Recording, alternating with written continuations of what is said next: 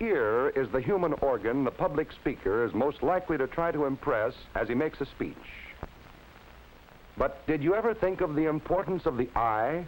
The importance of what the listener sees as well as hears? Now just suppose you were a beautiful doll with rosy cheeks and big blue eyes, a doll that never talked. Or a tree that basked in the warm sunshine and rustled in the breeze, a tree that never spoke. Or suppose you were a spring flower, contrasting your colors with the blue sky.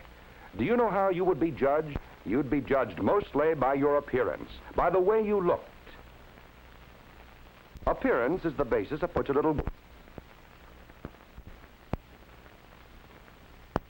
A man's prosperity is often judged by the appearance of his home, and thus is man himself judged. Yes, appearance is important. Appearance is a powerful factor, and appearance is something you can control. In public speaking, your appearance may make the difference between a good speech and a poor one. Your appearance may help convince your audience you know what you're talking about, or it may convince them you don't know what you're talking about. A good appearance is something that everyone should strive for, something everyone can accomplish. It begins with the feet. Seems strange, but having your shoes shined will help you make a better speech. It will help your general appearance and make you feel better.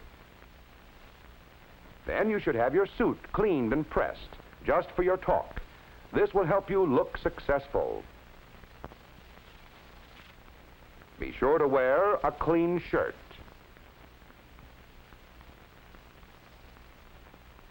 And your favorite tie.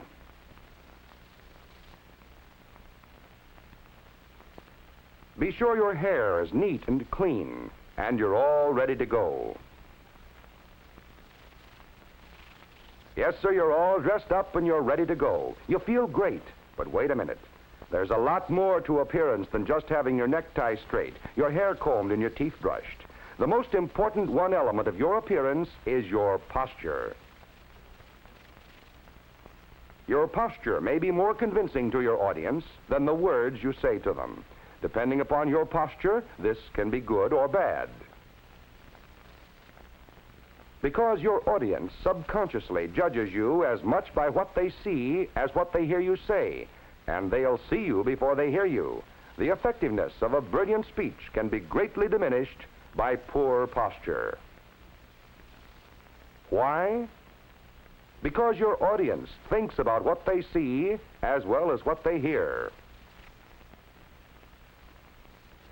If your posture is poor, your audience thinks, this poor fellow isn't sharp. He's weary and confused. He doesn't care about us, and he probably doesn't know what he's talking about. And you are puzzled. Why has your speech failed? Mister, you don't look good, that's why.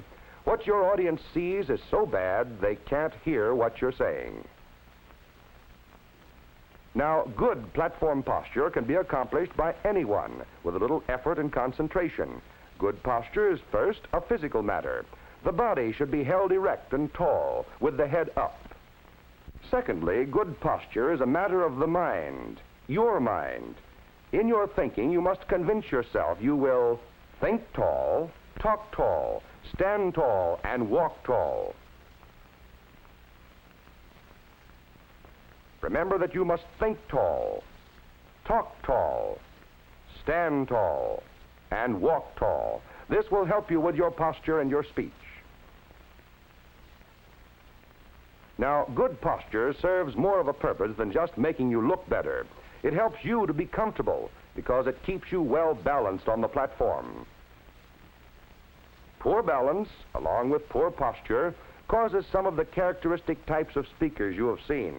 This type knows his subject and has good control of his voice. But look at him. He looks almost too tired to stand up. He balances first on one leg, then on the other.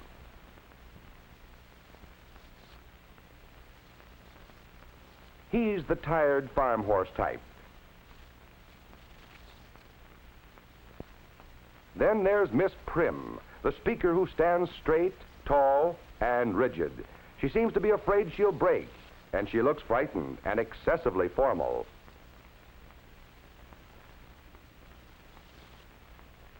She keeps her feet clamped tightly together.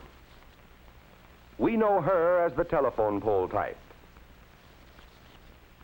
Next we have the He-Man athletic type. You've often seen him. He stands with his shoulders back and his stomach out, and his feet wide apart. He looks undignified, and soon his awkward posture tires him, and he rocks back and forth for relief.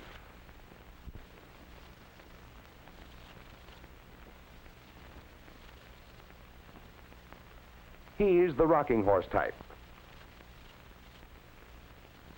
Lastly, we come to the type who leans. He leans on the table, back of a chair, or anything handy.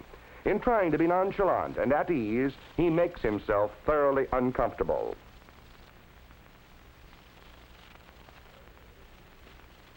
He is the turtle type. All four common types look awkward, partially because they're off balance. Good balance results from having the bodily weight well distributed on both feet, and in having the feet just the right distance apart for comfort. You can determine this distance by making the knee test. Place the palms of your hands on both knees and make an easy circular motion with the hands and knees. If your feet are the correct distance apart, the weight will be evenly distributed as you change position. You'll be well balanced and comfortable. You'll look poised and dignified. With your feet too far apart, you'll have difficulty in standing up. Because you're off balance, you may fall either forward or backward. With your feet too close together, you're still off balance and you're uncomfortable.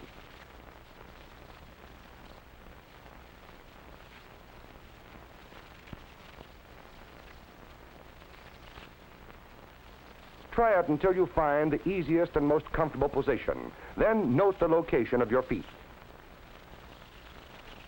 Always try to keep your feet in this position when you are speaking, and you won't have to worry about balance. And with good balance, you've conquered another phase of good appearance. Now remember that appearance is important, and that good appearance is easily accomplished. Just remember to think tall, talk tall, stand tall, and walk tall, and to achieve good balance. For good posture and appearance will greatly increase your ability as a speaker and a leader.